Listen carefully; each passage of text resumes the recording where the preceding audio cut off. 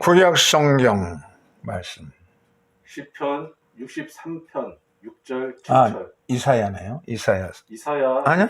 맞아. 시편 63편. 너희는 여호와를 만날 만한 때에 찾으라. 가까이 계실 때에 그를 부르라. 악인은 그의 길을, 불의한 자는 그의 생각을 버리고 여호와께로 돌아오라. 그리하면 그가 긍휼히 여기시리라. 우리 하나님께로 돌아오라. 그가 너그럽게 용서하시리라. 이것은 주님의 말씀입니다. 하나님 감사합니다. 아멘. 복음서의 말씀. 누가복음 13장 5절로 9절. 너희에게 이르노니 아니라 너희도 만일 회개하지 아니하면 다 이와 같이 망하리라. 이에 비유로 말씀하시되 한 사람이 포도원에 무화과 나무를 심은 것이 있더니 와서 그 열매를 구하였으나 얻지 못한지라. 포도원지기에게 이르되 내가 3년을 와서 이 무화과 나무에서 열매를 구하되 얻지 못하니 찍어버리라. 어찌 땅만 버리게 하겠느냐. 대답하여 이르되 주인이여 금년에도 그대로 두소서. 내가 두루 파고 거름을 주리니 이후에 만일 열매가 열면 좋거니와 그렇지 않으면 찍어버리소서 하였다 하시니라. 이것은 주님의 말씀입니다. 하나님 감사합니다. 아멘.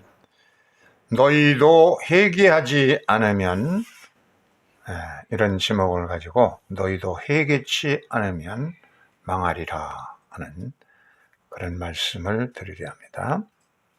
예수께서 말씀을 전하고 있는데 몇 사람이 예수님께 와서 어떤 사실에 대해서 알았습니다. 그것은 어떤 것이냐면 빌라도가 갈릴리 사람을 학살해서 그 피를 희생제물의 피에 섞어서 제단에 바쳤다 하는 끔찍한 그런 내용의 얘기를 했습니다. 이런 빌라도가 갈릴리 사람들 학살합니다. 군인을 데리고 와서 학살을 하고, 그리고 그 피를 제단에 희생제물에 섞어 가지고서 바쳤다 하는 사실을 얘기하는데, 빌라도는 늘 자기는 책임이 없다는 식으로 손을 씻기를 좋아하는 사람입니다. 병사들이 한 것이다, 이렇게 하면서 갈릴리 사람들 학살해서 짐승의 피에 섞어서 제단에 바친 그런 사건이었습니다. 그 유대인들은 그 로마 제국의 시민이면서, 로마 제국에 속해 있는 속국의 백성이면서도 로마 제국의 법을 따르지 않고, 로마 제국 사람들은 카이사를 에스틴 호 세우스 모노스, 오직 카이사만이 유일한 신이다. 이거 유대의 법입니다. 그렇기 때문에 카이사에게만 예배를 드려야 되고 절을 해야 되고, 그것이 유대의 법인데, 이 갈릴리 사람들이 하나님, 별도의 하나님이 있다고 하면서 희생제를 바치고 그러니까 그들의 목을 잘라서 피를 짐승의 피에 섞어서 이제 바친 끔찍한 전환이 있고, 이것은 그 이후로도 갈릴리 사람들이 원한을 사서 많은 그 난동을 부리게 됩니다. 요세푸스의 이 사람은, 요세푸스는 당시에 예수님 당시에 역사가였습니다. 그래서 초대교회의 역사를 잘 기록해 놓고 있는데, 그의 기록에 보면은 그가 나온 유대의 그 전쟁사, 상고사, 상하전을 썼고, 그 밖에도 여러 역사적인 책을 쓴 사람인데, 그의 그 책에 보면 뭐라고 기록했느냐면 어느 6월절에 3,000명의 유대인을 학살했다 하는 기록이 나옵니다.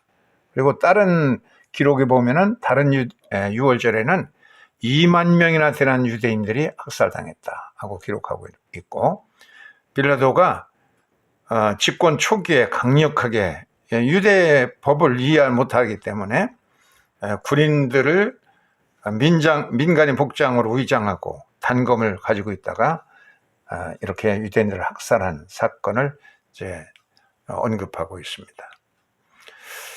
예수님께 나와서 이렇게 끔찍한 사건을 얘기할 때 예수께서 뭐라고 그러냐면, 이 학살당한 갈릴리 사람들이 이런 변호를 당한 것이 다른 유대인보다 더 죄가 많아서 이런 그 학살을 당했다고 생각하느냐. 너희들은 유대인이면서 학살당하지 않고 모면했다고 해서 다행하게 여기느냐. 그러면서 그렇지 않다. 너희들도 만약에 회개치 않는다 그러면은 너희도 다 망하고 말 것이다 라고 예수께서 말씀하셨어요. 재난은 언제 어디서나 우리에게 이제 당하고 있는 것이죠. 한국에서는 특별히 김영삼 정권 시절에 문명정부라고 불려지는 그 정권 시절에 유난히 많은 대형 참사가 일어났습니다. 기차가 전복되어 가지고 수많은 사람들이 이제 죽은 사건도 생겼죠.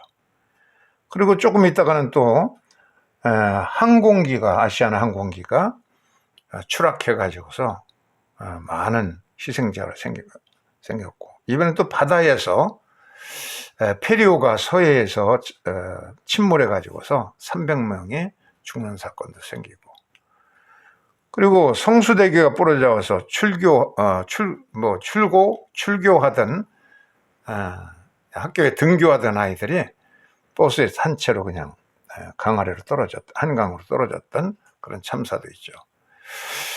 또 삼풍백화점이 붕괴되어 가지고 정말 허다하게 많은 사람이 죽고, 급기야는 IMF 터져서 온 국민이 어려움을 당한 그런 사건들이 연이어 계속 발생합니다.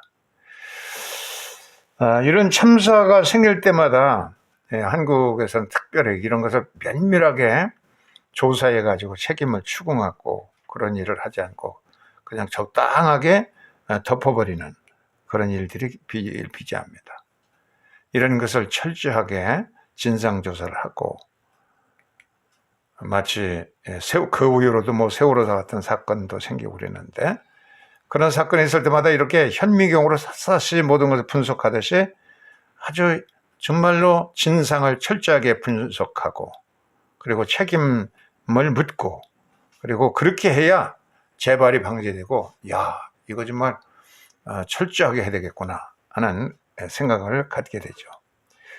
이 북유럽의 나라들은 이 책임자들의 소재지나 이런 것들이 인터넷에 다 그날 일정이 뭐고 식사는 어디에서 뭘 먹었고 하는 것이 그냥 투명하게 다 밝혀놓고 있다는 겁니다. 그런데 관심도 없고 그렇지만 어떻든 그렇게 낱낱이 그냥 투명한 사회일수록 소득도 높고 질서가 있고 사고 대형상도 생기지 않는 것인데, 이렇게 적당히 덮어버리고 세월 같은 사건도 전혀 해결도 안 되고 진상도 철저히 조사되지 않고 있기 때문에 참 이런 대형 사건들이 생깁니다. 부동산을 가지고서 그냥 가만히 땀 흘리지 않고도 먹고 사는 사람들이 생기기 때문에 부도덕한 사회가 되는 것입니다.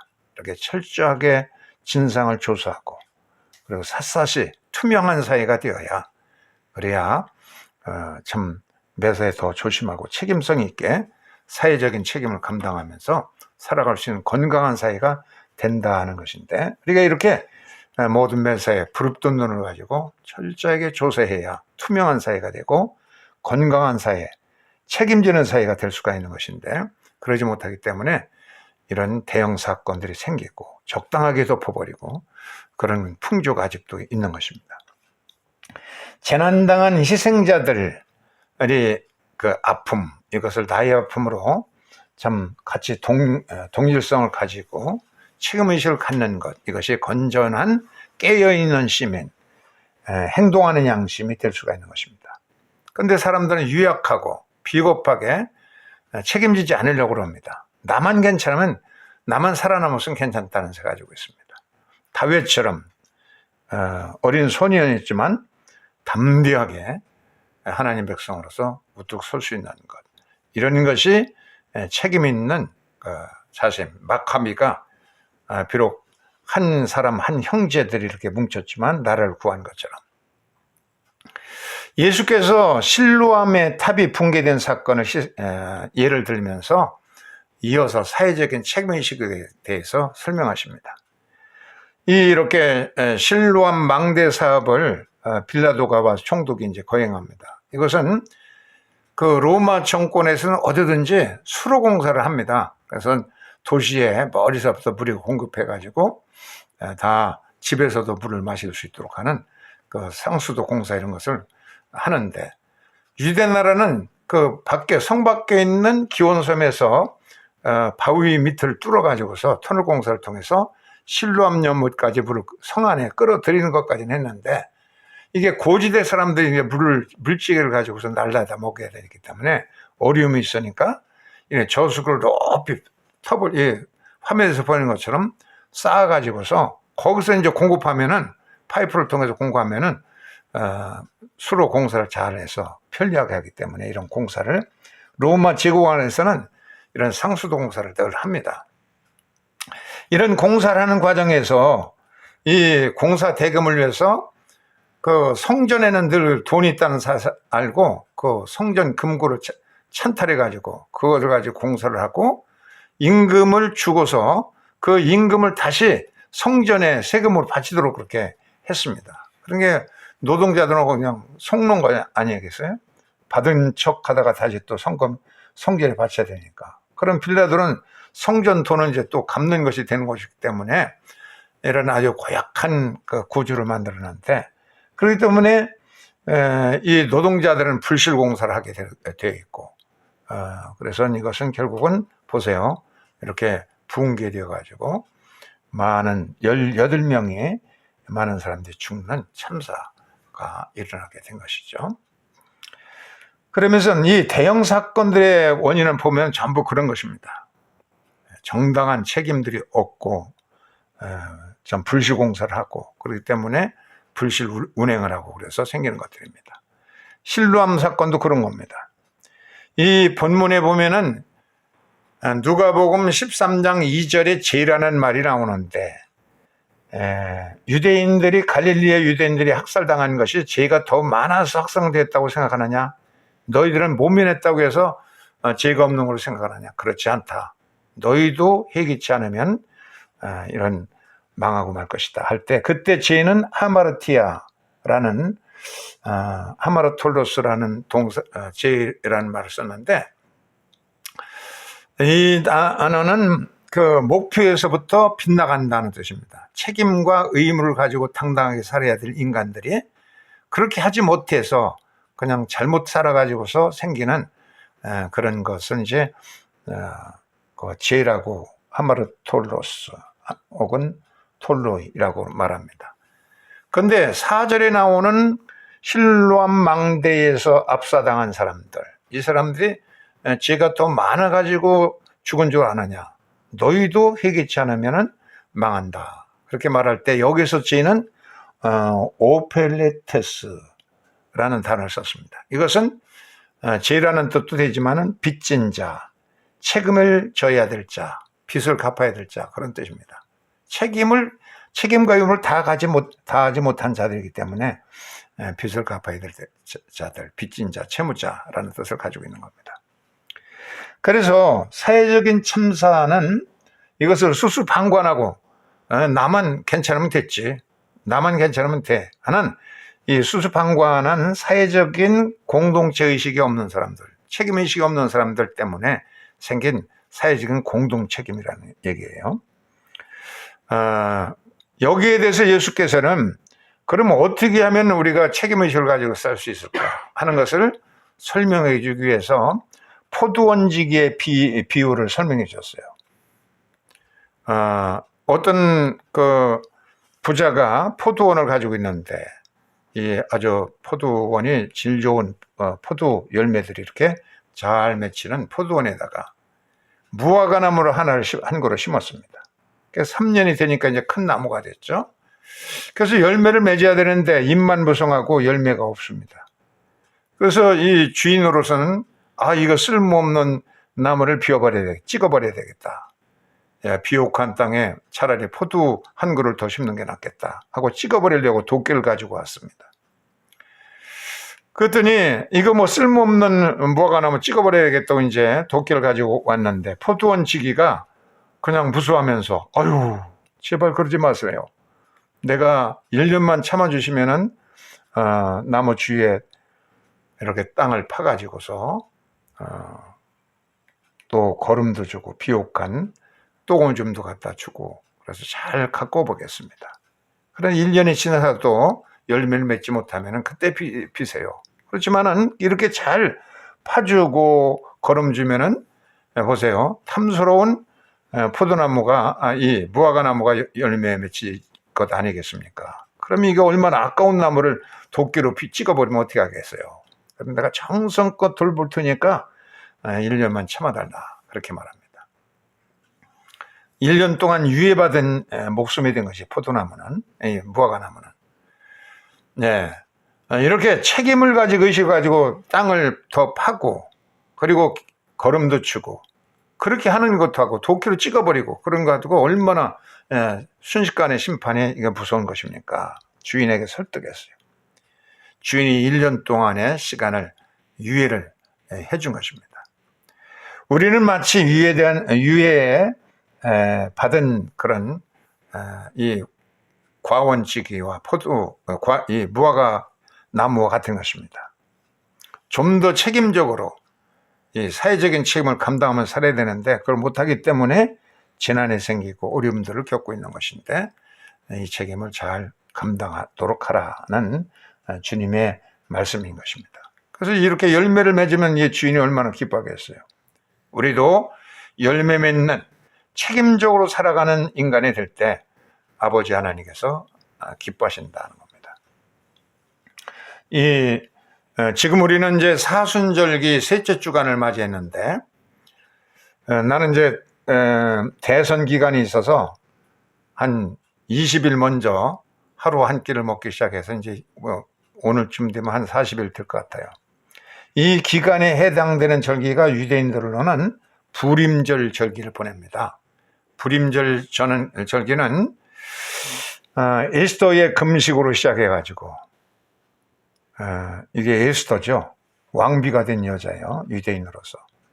또 에스더 금식이 지난다면은 그 기억의 날이 안식일이 있어요. 그것은 뭐냐면 하만이라는 사람이 아멜렉 족속이었어요.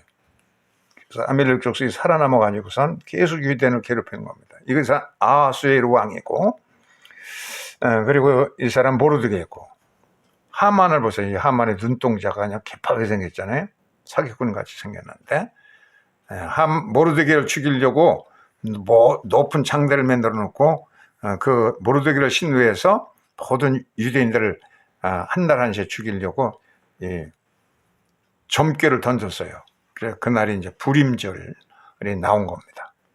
그날 모든 유대인을 죽이려고 그랬는데 3일 금식을 통해서 하만이 죽고 하만의 재산과 재산들은 이제 유대인 것이 모르드게의 것이 되고 그리고 유대인들은 전부 살아나는 참 죽을 고비에서 모두가 살아나는 그런 기쁜 절기가 불임절이기 때문에 불임절을 이들은 이제 잘 지키고 이때 이제 불임절 때 먹는 음식인데 우리나라 송편같이 만들어 가지고 세무지게 만들면 왜 세무지게 만드느냐면은 이 누구야 그 유대인들을 죽이려고 했던 그 하만의 기가 이제 세모졌다는 거예요.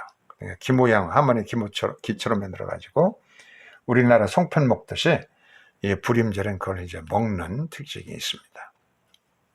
한 유대인이 있었는데 이 사람이 예슈바를 졸업했습니다. 예슈바는 신학교와 같은 그런 학교인데 이 신학교를 졸업하고도 계속 공부를 했습니다.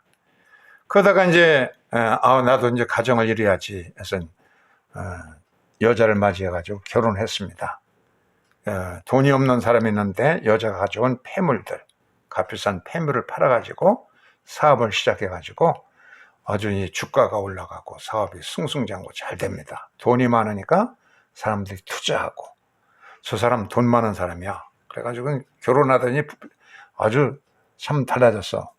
그래서 막 그냥 주가가 올라가고 돈을 많이 벌더니 돈이 벌고 사업이 잘 될수록 이 사람이 굉장히 그냥 인색해졌습니다. 그냥 오직 돈밖에 모르고 그냥 구두쇠가 되고 말았어요. 근데 그 부인은 친정 집에서부터 아주 자비한 마음을 가지고 있어가지고 불쌍한 거린들 보면 집으로 모셔왔다가 따뜻한 차를 대접하고 또 수프도 대접하고 빵도 대접하고 이렇게 잘 나그네를 영접합니다. 그랬더니 이 사실을 알고 노발나발해서 그 부인이 남편이 그냥 절대로 이런 집안 망할 짓을 하지 말아라. 그것은 노숙자 대접하고 남을 도와주는 재산을 흡프게 쓰는 이런 일에 절대로 하면 집안 망한다고 못하게 합니다. 그리고 이제 그 해에 불임절을 맞게 되는데 이 부자는 이 불임절기가 가장 싫었어요. 왜 그러냐면 이 불임절기 동안에는 불임절 선물을 하는 것이 있습니다. 그래서 친척들과 이웃들에게 바구니를 만들어 가지고 거기다가 이제 좋아하는 선물 받을 사람이 좋아하는 그런 선물 꾸러미를 넣어 가지고서 이제 친구나 이웃 사람들, 배고픈 사람들에게 이제 선물하는 겁니다. 우리 한국 사람들은 꽃이라든지 뭐 이런 빵 같은 거, 과일 이런 걸 이제 할 수도 있겠죠. 이렇게 하려면 남에게 도와줘야 되기 때문에 굉장히 이제 싫어했습니다. 이번 불임절 어떻게 보내나 하고 불임절 때 그것뿐만 아니라 또 마토노트 레 에비오님이라고 하는 그런 행사가 있는데 이건 뭐냐면 부자든 가난한 사람 어린아이든 누구든지 자기보다 불쌍한 사람에게 뭔가를 줘야 되는 그런 행사가 있는 겁니다. 그래서 이런 절기 때문에 남을 도와줘야 되잖아. 그러니까 이 남편은 그냥 회당 갈 때 품전 가장 작은 동전을 가지고 와서 회당 앞에 있는 장애자들, 노숙자들, 거지들 이런 데게 동전 하나씩 던져주고 이번 불임절 나의 사회적인 임무는 다 감당했어 하고 이제 회당 예배를 마치고 이제 들어와가지고 집에서 불임절 식사를 합니다. 여느 집이나 똑같이 이렇게 이제 기꼴 기 모양의 하만의 기 모양의 식사도 하고 그러면서 하는데 밖에서 요란 사람께 문을 두드리는 소리가 들렸어요. 아내에게 밖에 누가 왔는지 가보라, 나가보라. 나가보니까 불임절 자선복음단원들이 왔습니다. 이렇게 유대 나라에서는 가장행렬 같이 랍비의 복장도 하고 이렇게 분장을 합니다. 요란스럽게 하만, 모르드게 이런 분장을 하고서는 가가고 방문하면은 이제 집집마다 이때는 전부 온갖 정성을 다해서 구제금을 내게 돼 있어요. 이걸 내지 않는 사람은 하나도 없습니다. 어느 유대인들이 하면 다 집집마다 이렇게 합니다. 그래서 이것을 모아다가 6월절이 이제 다가오니까 6월절 행사 때 가난한 사람들도 전부 6월절 행사를 할 수 있도록 이렇게 미리 기금을 마련해서 나눠주는 겁니다. 그런데 이 사람들이 왔다는 겁니다. 그래서 이 사람은 그냥 화를 내가면서 끓는 버리장머리 없는 그냥 국을 딴 데를 그냥 문 닫아버리고 내쫓아버리라고 고함을 질렀습니다. 그러니까 밖에 기금 구걸하러 왔던 모금다운들이 깜짝 놀라고 이런 일은 없거든. 유대인들 가정에서는 다 정성스럽게 다 해가지고 가난한 사람을 위해서 돕고 그러는데 난생 처음 당하는 봉변에 그냥 화들짝 놀라가지고 아주 유대인 가운데 저런 사람이 다 있나 그냥 소리를 지르면서 이제 도망쳐 가게 되었습니다. 그랬더니 이제 고고 승진하던 이 집안의 주식이 그 다음날 불임절이 지나서 직장에 출근해 보니까 이 인색한 부자의 회사가 부도가 나고 말았습니다. 수표가 돌아오고 부도수포가 생기고 이게 계속 번져가지고선 주가는 금방 폭락하고 그래서 결국은 쫄딱 망해서 아내가 남겨놓은 아직까지 남아있는 보석과 기금속 이걸 팔아서 연명하다가 이제 그것도 똥나니까 아내에게 요구했어요. 누더기 거지 옷을 입고 가서 구걸에다가 우리 먹여 살리든지 아니면 우리 이혼하자. 그래서 여자는 이혼할 수밖에 없었습니다. 이혼을 당해가지고서 이제 혼자 살고 있는데 주변 주민들이 불쌍히 여겨가지고 그 인색하고 고약한 남편을 알기 때문에 이웃에 있는 아주 참하고 성품이 좋은 젊은 호레비하고 이제 결혼을 시켰습니다. 다른 동네 이제 남자인데 새 남편은 이 여자하고 결혼하면서 이제 점점 좀 부를 모으고 사업도 잘 되고 남매도 낳았습니다. 남편을 닮은 아들 또 아내를 닮은 딸을 총명하게 생긴 딸도 이렇게 낳고 그래서 아주 동네 사람들의 칭찬 가운데 이제 부유해지게 됐는데 이 여자는 친정에서 배운 그런 인덕이 있는 여자이기 때문에 여전히 나그네를 대접하고 그들에게 따뜻한 차를 대접하고 또 수프를 대접하고 정성껏 구운 빵을 대접해주고 그렇게 했어요. 이 새남편이 사실 알고서는 이 새남편의 태도는 어땠겠어요? 이 사람은 인덕이 있는 사람이라 굉장히 환영하면서 당신이 어떻게 이런 좋은 성품을 가졌어?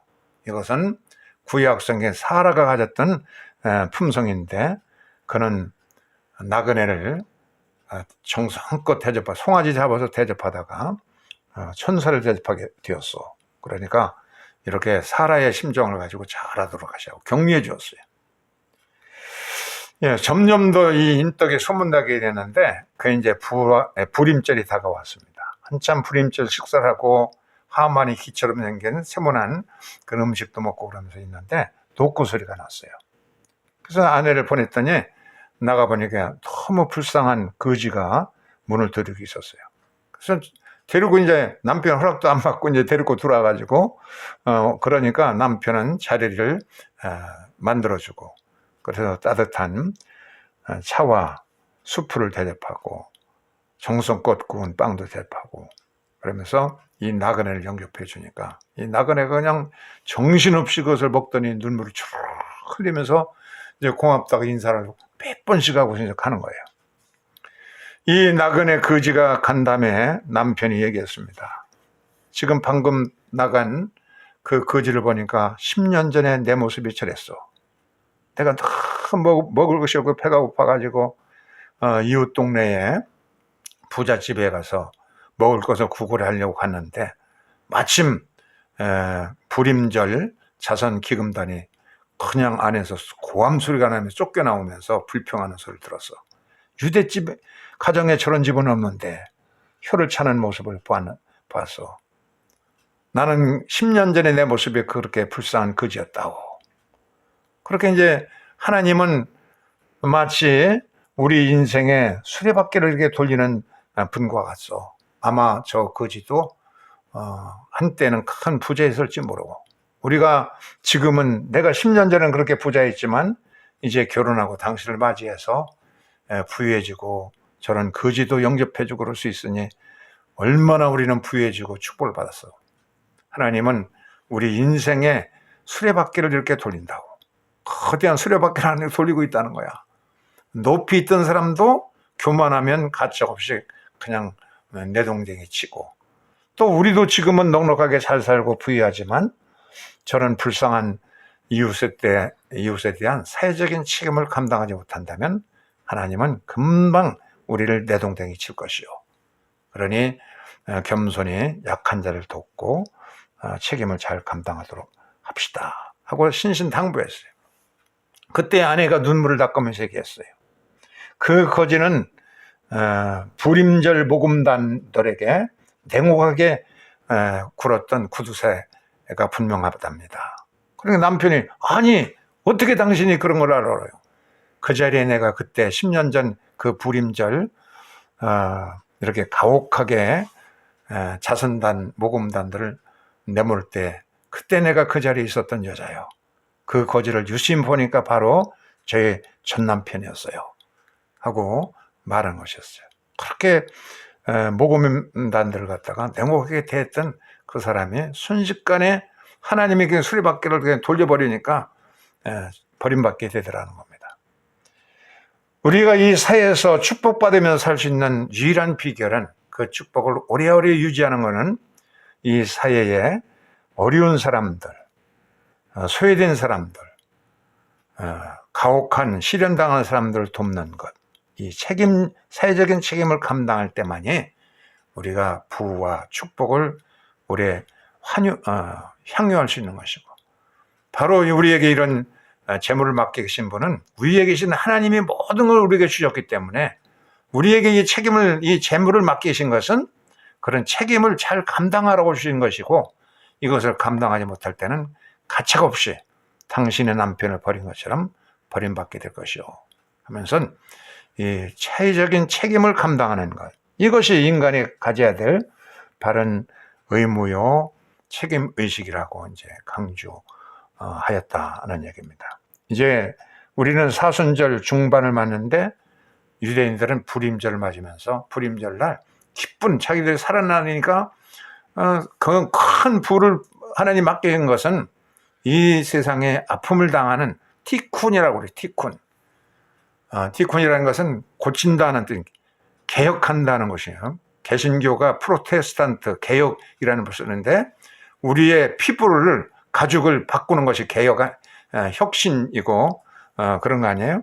그렇게 자꾸 우리가 혁신해가지고 책임의식을 가지고 사회적인 책임의식을 갖는 것, 이게 죄짓지 않고 살아가는 것이고 하나님의 부를 선물로 받을 수 있는 길인데, 이게 못하면 결국은 어제까지는 땅땅거리며 살았어도 하나님께서 가차없이 내동쟁이 쳐버린다는 말씀인 것입니다. 예수께서 빌라도 학살이나 실로암 망대에서 압살된 사람들을 예를 들면서 사회적인 의무, 책임 이런 것을 우리에게 강조해 주셨습니다. 이런 책임과 의무를 감당하면서 우리 사회에 힘들고 어려운 사람들을 나만 괜찮아졌다 하는 생각이 아니라 이 동질감을 가지고 공감대를 가지고 아파하면서 살아갈 수 있는, 이것이 은총이요 긍휼이고 하나님의 축복과 사랑과 은혜를 많이 유지할 수 있는 길인 것입니다. 하나님의 눈물, 하나님의 아픔에 우리가 참여할 수 있는 귀한 은총이 있어지기를 주의 이름으로 축원합니다. 아멘.